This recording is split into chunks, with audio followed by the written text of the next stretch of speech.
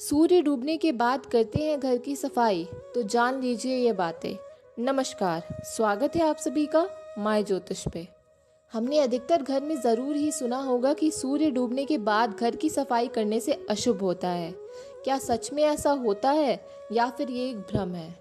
हमारे समाज में अगर किसी भी प्रथा का प्रचलन है, उसका कुछ न कुछ कारण होगा, जिसलिए वह पुराने समय में प्रचलित हुई होगी और अब तक चलती आई है। लेकिन अगर किसी प्रकार के बारे में आज के समाज से पूछो तो बस सिर्फ वह यही बोलते हैं कि यह एक कुप्रथा है।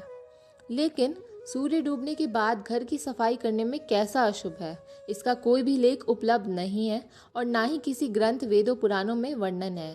तो फिर कैसे आया और हमारे समाज में प्रचलित कैसे हुआ? कुछ जानकार लोगों से पता लगने के बाद में पता चला यह प्रथा काफ़ी पुरानी है। जब लोगों के घरों में उजाला का कोई साधन नहीं होता था, सिर्फ दिए या दीपक जला करते थे और मकान भी घास पुष्कर हुआ करता था।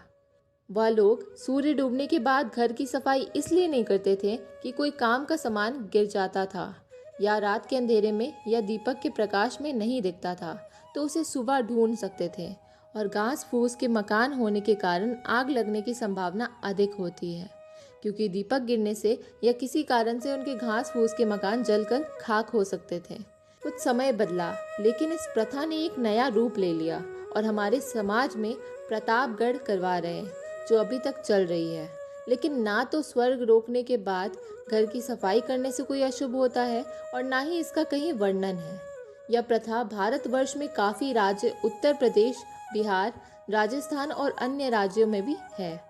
अगर कोई रिश्तेदार आता है तो उसके जाने के बाद घर में कोई झाड़ू तब तक नहीं लगाता है जब तक वो अपने जगह ना पहुंच जाए।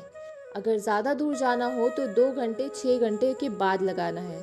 अगर ऐसा नहीं करते हैं तो कुछ अशुभ हो सकता है या घर की धन हानि भी हो सकती है।